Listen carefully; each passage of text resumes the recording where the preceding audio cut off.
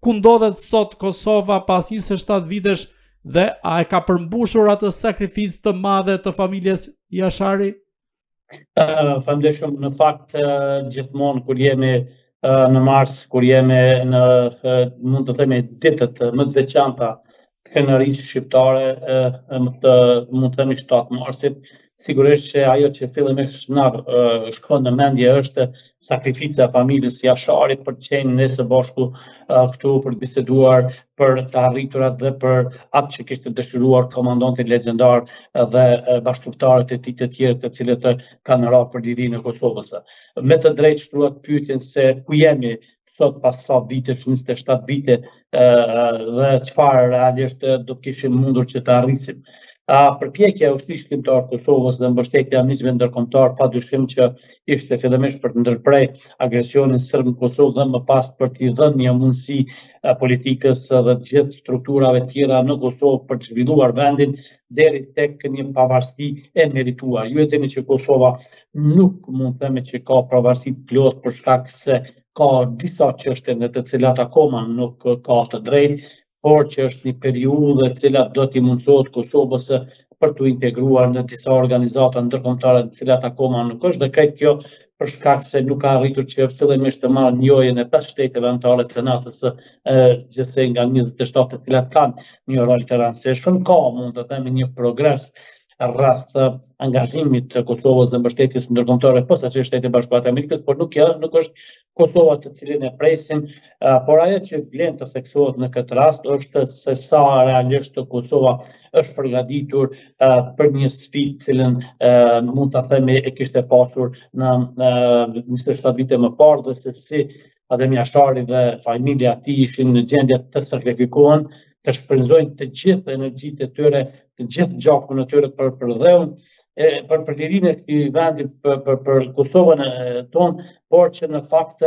ne sot nuk kemi arritur të përmbushmi, mund të themi, premtimet apo kërkesat që do t'i kishte pasur komandanti legjendar. Fillimisht duhet përmend te fakti që Kosova akoma nuk ka arritur që të ndërtojë një ushtri e cila do të kishte të drejtën në operimin e saj pa pasur mundësi që të ndikohet nga faktorët ndërkombëtar. Nuk kemi arritur që të bëhemi pjesë aleancës NATO, e cila ishte, mund të them, një synim i luftëtarëve tonë që të kemi aleancë antarëme dhe të vazhdojmë tutje për të drejtat e shqiptarëve dhe në tjera, por kemi një regres dhe se akoma jemi mund të themi, në situata jo të këndshme, sidomos pas sanksioneve që Kosova ka marrë së fundi. Me të drejtë mund të konstatojmë se Kosova ka shumë nevojë që të angazhohet seriozisht dhe këtë mundësi që minimalisht garantohet demokracia, garantohet liria e drejtës njeriut, garantohen veprimet e secilit person të cilat janë veprime demokratike, kemi meritokraci e shumë të tjera. Kur ne flasim sot për familjen Jashari, për ushtrinë e Kosovës, ne kemi një shqetësim serioz, sepse nga forcat e sigurisë të Kosovës kemi një numër të madh djemve dhe të vajzave të cilët po braktisin forcën e sigurisë të Kosovës, një ushtri e cila trashëgon, të themi, luftën e Adem Jasharit, ushtrinë e Adem Jasharit, por që një numër i madh përkundër dëshirës për të qenë pjesë e uniformës që e kemi dashur me kaq shumë largohen për shkak kushteve dhe meritokracisë dhe gabimeve që në vazhdimsi po bëhen në këtë institucion. Të ndalemi pak në skenën politike dhe në raportin e Albin Kurtit me drejtësinë. Ditën e sotme, Kryeministria ka reaguar duke theksuar se Albin Kurti është i gatshëm që të dëshmojë sa i përket çështjes së rezervave shtetërore, po ndërkohë nuk duhet të manipuluar opinionin publik me këtë çështje. Çfarë po ndodh në të vërtetë midis Albin Kurtit dhe prokurorisë Kosovës?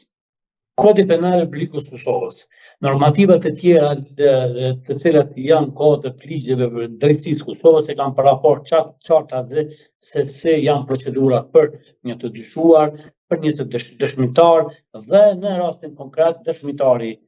i cili është ftuar nga Prokuria Speciale e Kosovës, që është kryeministri i Republikës Kosovës Albin Kurti, ka detyrim ligjor të përgjigjet prokurisë për të intervistuar në pyetje të cilët prokuria ka paraport për të dyshuarit tani që janë në procedurë të ngritjes së akuzës,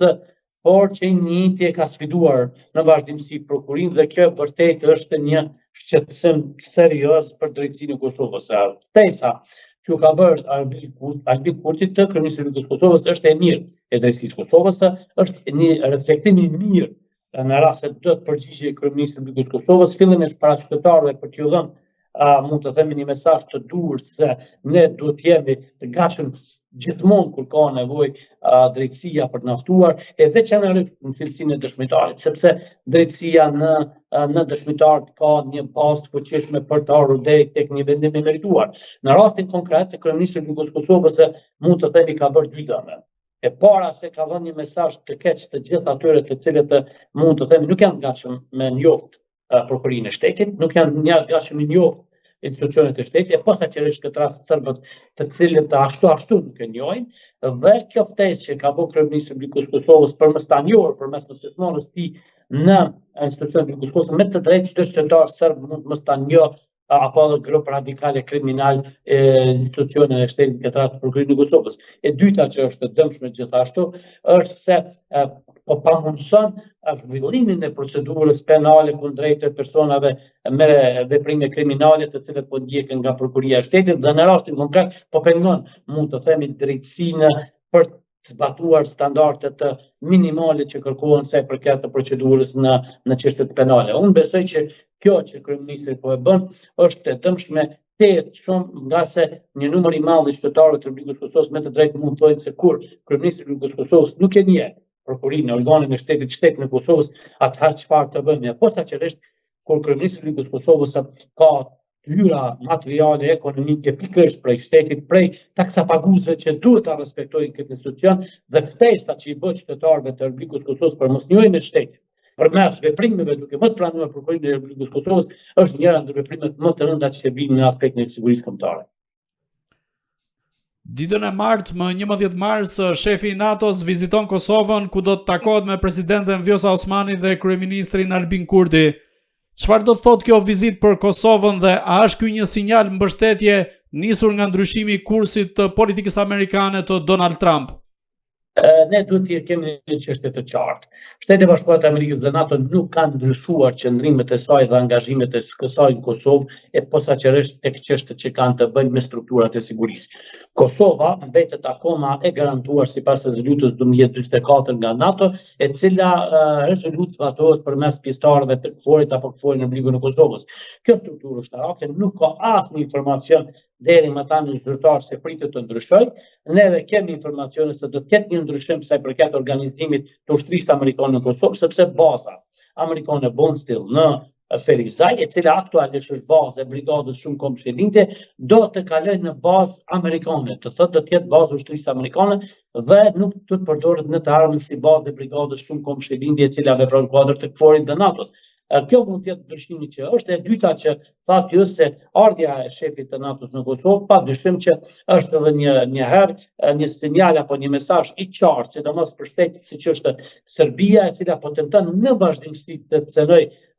sovranitetin e Republikës së Kosovës, të rrezikojë sigurinë jo vetëm Kosovës dhe nga Bashkimi Ballkanik, dhe në këtë rast të garantojë